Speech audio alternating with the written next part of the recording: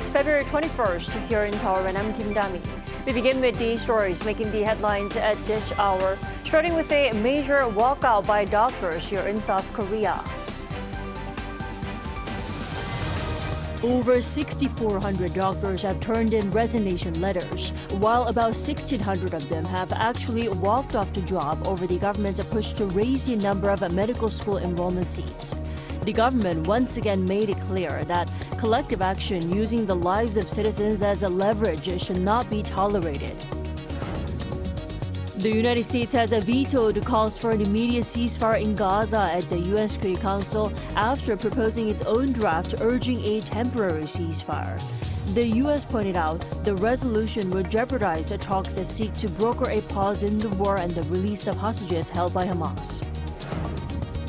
The mother of Alexei Navalny has demanded that Russian President Vladimir Putin release her son's body, while the U.S. is set to unveil a major sanctions package targeted at Moscow on Friday to hold Russia accountable for what happened to Navalny.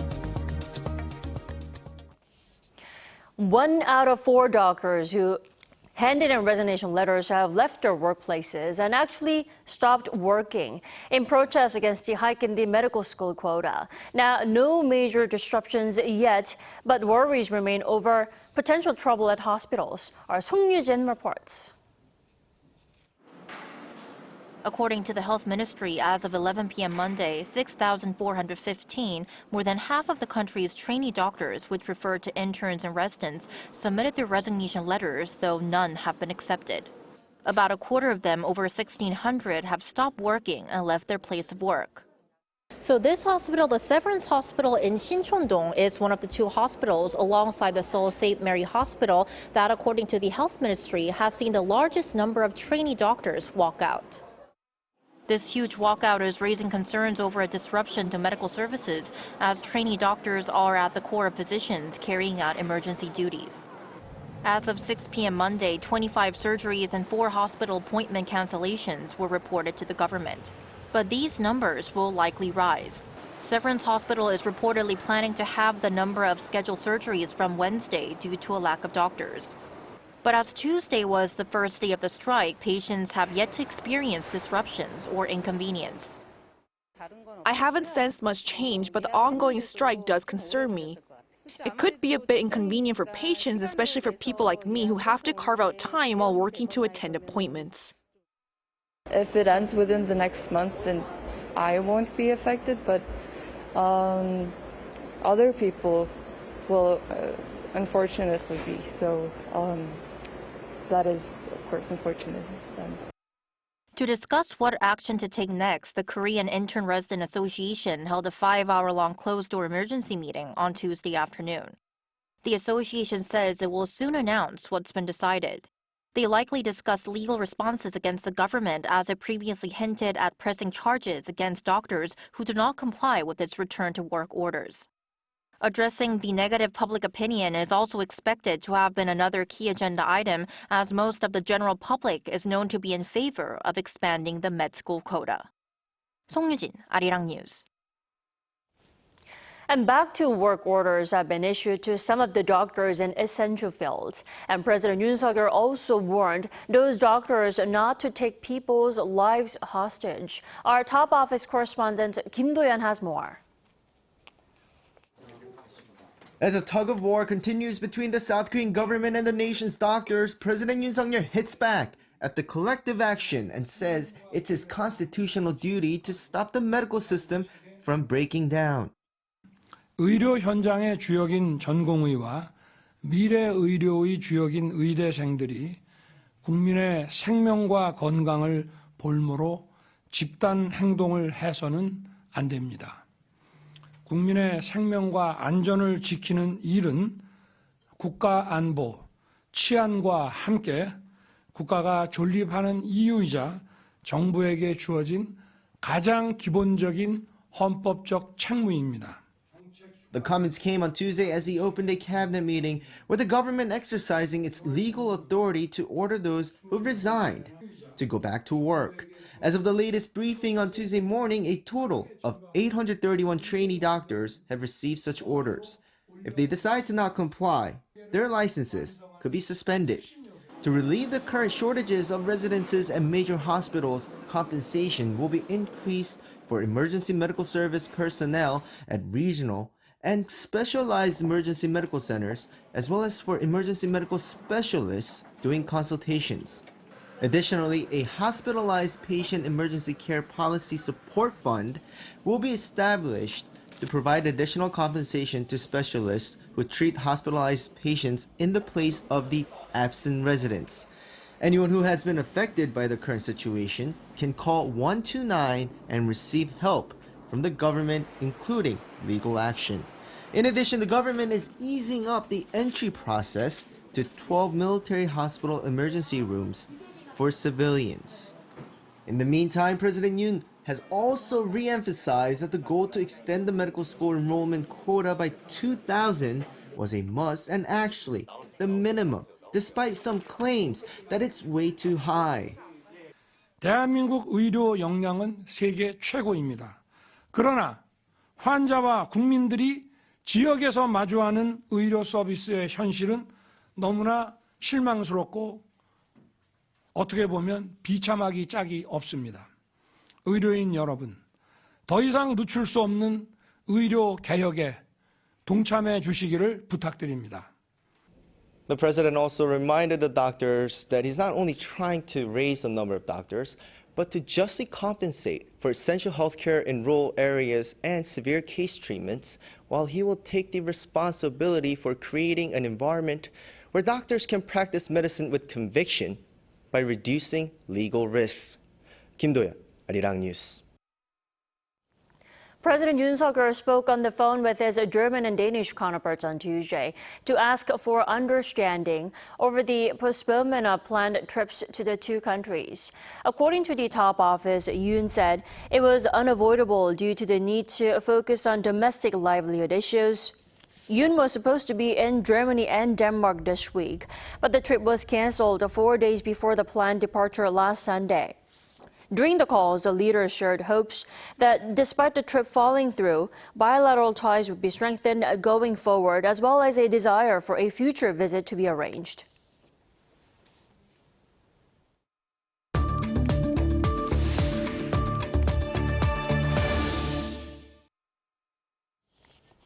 President Yoon Suk-yeol has laid out unprecedented reform plans reaching all corners of people's lives, which he says will make their lives better. One of them is raising the number of med school enrollment seats. Let's turn to Professor Song Se-ryun for more. Welcome back. Good morning. Good morning. The increase in the med school enrollment seats has come as quite a shock, especially for those doctors on strike, considering the quota hasn't changed this dramatically in recent years. Now, why is the Yoon administration so eager to push ahead with the plan? I mean, why now? Well, the medical reform is not a new issue. Remember, back in 2000, there was a big walkout of doctors with the similar issues. But why now? Probably the standard answer from the government would be, well, that's what government does, push ahead with the key issues. But at this point, it's about 50 days ahead of the general election, and the key issues are on the minds of the public. I think that timing-wise, there is a felt need from the government to push this, to highlight the government's efforts to address people's issues. That was the result of the recent elections and the perceived message from the public that the government should work harder to address their issues. Right, Professor Song, like my colleague reported, there's such a strong opposition from doctors who are on strike. Do you personally think the medical reform plan is something that still must be implemented despite those strong opposition? Well, some form of medical reform should have been implemented methodically with a carefully laid out plans. I think the problem of the government's plan at this point, the big sticking point, is that it seems to be going for the shock value. I mean, the public agrees with the sentiment that there should be more doctors, but the medical reform is required because some doctors are congregating over key medical areas and in key medical regions rather than spreading out evenly. That's because the Korean medical system is a part of the social welfare system, and the medical fees are artificially suppressed somewhat. So that distorted or beneficially distorted system needs to be tweaked out in a very carefully planned methodologies. But that, from the doctor's point of view, that has not been done, and the government is just going for a shock value ahead of the general election. Right, and the med school quota hike came out of these so-called policy discussions with citizens, where not only ministries but also ordinary people take part in briefings where related ministries draw their fresh goals and plans for the year ahead. Do you think it's just as effective, the discussions with the policy discussions with citizens, and engaging as the government wishes? Yeah, as a general matter, it is always a good thing to engage with stakeholders and let the public know what the government is doing. I think the criticism is that it should have been held more often and earlier. It seems like after the president has taken the helm, not a lot of communication on the key issues have taken place. Remember, there was a big reform plan that he laid out, and everybody was in agreement on it. But after 1 year or 1.5 years, it seems like not much progress has been made. But it seems like because there is an election, there seems to be a big messages coming out. So people are saying that, well, is this real, or is it going to be a concerted, very methodical approach to address the real issues? Right. All right, Professor Song Se-ryun, thank you so much for joining us this morning. We appreciate it as always. My pleasure. Thank you.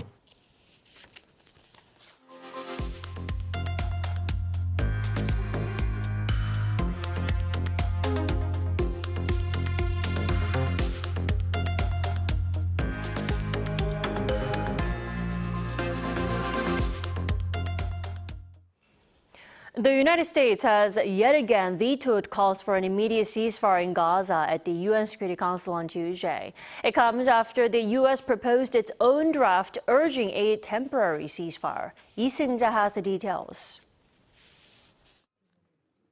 The U.S. vetoed an Algerian-led UNSC draft resolution which called for an immediate ceasefire in Gaza on Tuesday. Washington argues that the draft resolution would jeopardize ongoing talks to end the war in the region. 13 countries on the 15-member body UN Security Council voted in favor of Algeria's resolution, while the UK abstained. However, as a permanent member, the U.S. has veto power. The U.S. veto comes as it drafted its own resolution calling for a ceasefire in Gaza. However, the difference between both plans was the timing of the ceasefire. While the Algerian-led draft resolution called for an immediate ceasefire, the U.S. draft calls for a ceasefire as soon as it is practicable. It also said that such a ceasefire should take place on the condition that all hostages are released, while urging the lifting of barriers preventing aid from reaching Gaza. It's still uncertain when the UNSC will vote on the U.S.-led proposal. The U.S., who are close allies with Israel and refrained from using the word ceasefire in a previous draft resolution, have not only added the word in the recent proposal, but President Joe Biden has also referred to a ceasefire as the two allies have recently clashed over Israel's operations in the Gaza Strip. The latest proposal also included a call for Israel to not begin a ground assault on the city of Rafah. The UN has also issued a warning that a planned Israeli offensive against the city would lead to a slaughter. Around half of Gaza's population is now crammed into Rafah after being forced to seek shelter there since the start of the armed conflict between Israel and Hamas. Lee Seung-jae, Arirang News. Following the death of one of Vladimir Putin's fiercest critics, the global community, government officials and his family have responded with demands for the recovery of his body as well as transparency over the details of his death. Our Moon Hae-ryun reports. I appeal to you, Vladimir Putin. The resolution of the issue depends solely on you. Let me, finally, see my son. The mother of Alexei Navalny, a long-standing critic of Vladimir Putin who died in a remote prison last week, pleaded for the Russian president to return her son's body in a YouTube video. Authorities at the Siberian penal colony where he was serving a 3-decade-long sentence announced his death on Friday local time, claiming that the cause was sudden death syndrome. His family has been unable to recover his body so far, being told that he would be released only after a post-mortem examination had been conducted. Navalny's team believes that the campaigner was murdered on the orders of Putin and that his body is being withheld so they can cover traces, especially since he appeared to be in good health in a court video a day before his death. Western governments have also blamed the Kremlin, with the United States pressing for complete transparency on the details of his death. US President Joe Biden also announced a new wave of sanctions against Russia to be implemented on Friday in light of this development and the ongoing war in Ukraine.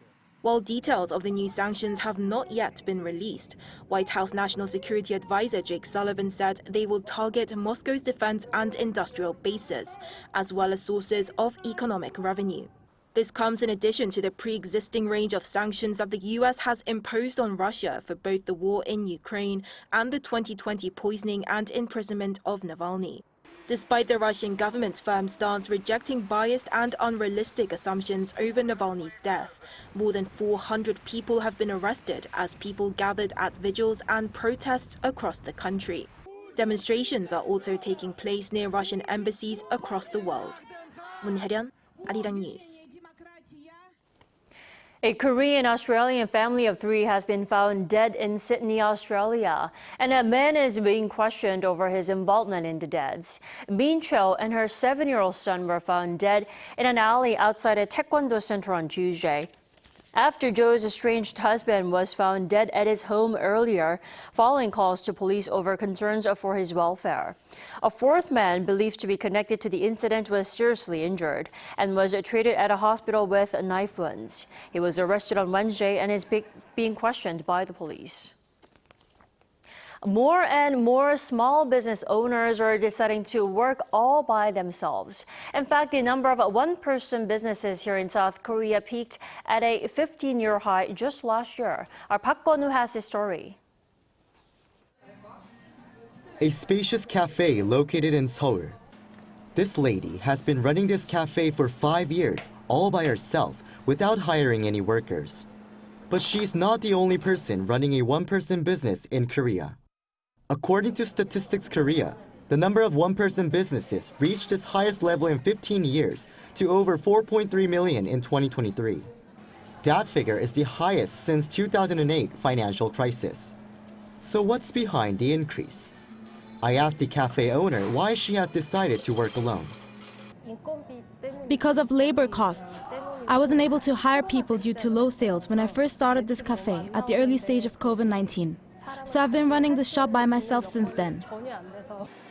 Rising ingredient prices were another factor that made her operate the shop by herself. She also said that increasing the price of items on her menu was not an easy option, especially when thinking about her regular customers. While other one-person shops have similar concerns, some are coming up with ways to alleviate worries with digital kiosks helping to reduce costs. Nowadays, kiosks like this are replacing workers, which allows these one-person businesses to reduce their labor costs. A kiosk like this costs around 1 million won, or $750, which is more cost-effective than hiring a few people. But as a consequence, college students are having a harder time finding part-time jobs. There are not many kinds of part-time jobs available. It's difficult because there are only short-term part-time jobs, usually instead of longer-term ones. Meanwhile, the government announced ways to support small businesses, including through financial support to help pay electricity bills, during recent related policy meetings with citizens earlier this month. However, an expert said more support is needed. The government should maximize the amount of financial support, including policy funds, to help small and medium-sized businesses in times of difficulties. While hinting at 4 more months of difficulties before interest rates possibly fall in June, He added all businesses, including small and medium-sized firms, surviving that harsh period is crucial for the Korean economy to grow when the economy returns to normal. Park Go-nu, Arirang News.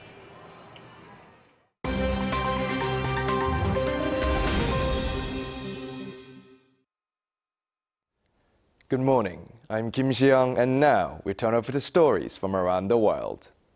We begin today in London, where WikiLeaks founder Julian Assange is making a final appeal against an extradition to the US. Assange's lawyers presented his case at Tuesday's High Court hearing, arguing that the American government is seeking to punish him for exposing serious criminal acts committed by the US state. His lawyer said that the extradition to the US poses a risk where Assange will suffer a flagrant denial of justice. Assange did not appear on the first day of his hearing due to illness. The WikiLeaks founder has been fighting extradition to the US since 2010. If he fails to convince the court in the two-day hearing, Assange will have exhausted all appeals routes in the UK and will be processed for extradition to the US. The 52-year-old spent 7 years in self-exile at the Ecuadorian embassy in London and has been in a UK high-security prison since 2019. He is wanted by the US for disclosing sensitive military files in 2010 and 2011.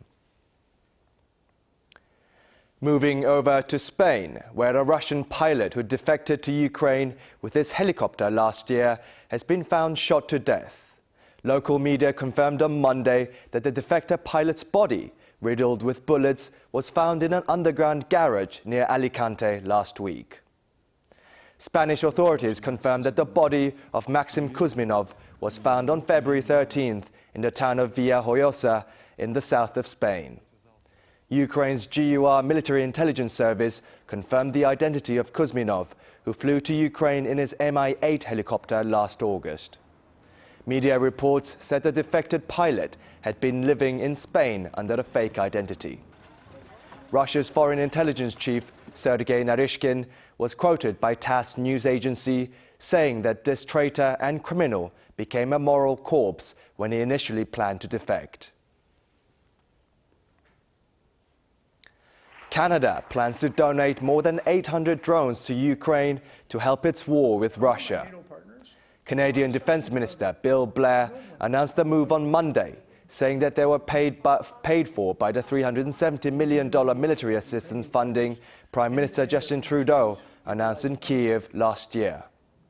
The Sky Ranger R-70 drones have a face value of around $70 million in total. Canada's Defence Ministry confirmed in a statement that over $7 billion have been committed in aid to Ukraine since February 2022, including some $2 billion in military assistance. Now to Italy, where residents of Milan were seen resorting to face masks outdoors as levels of fine particles and other air pollutants exceeded legal limits and ranked among the highest in the world.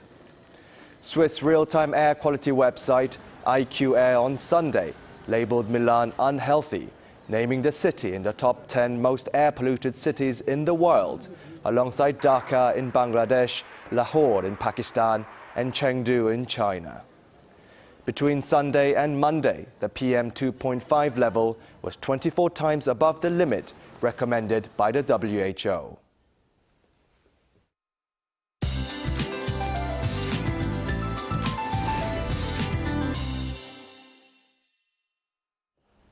Good morning. Heavy snow has been pounding Gangwon-do province since yesterday, and the whole nation will see either heavy snow or rain today.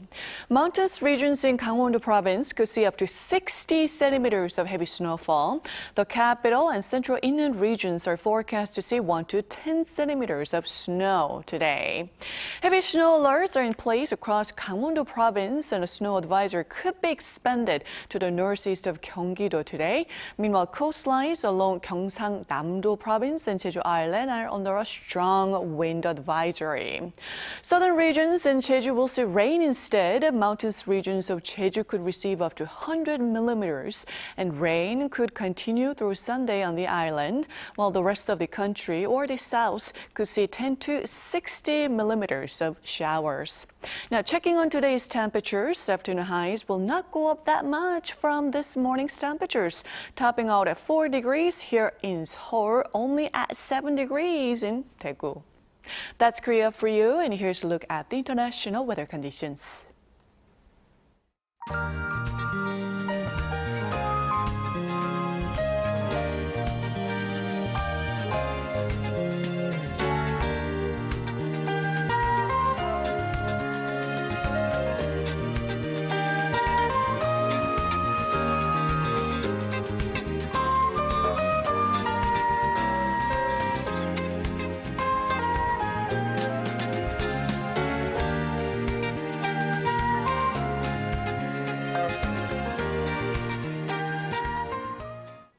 We thank you for watching New Day at Arirang. We'll be back tomorrow for Thursday's edition at the same time, 9 a.m. Korea time.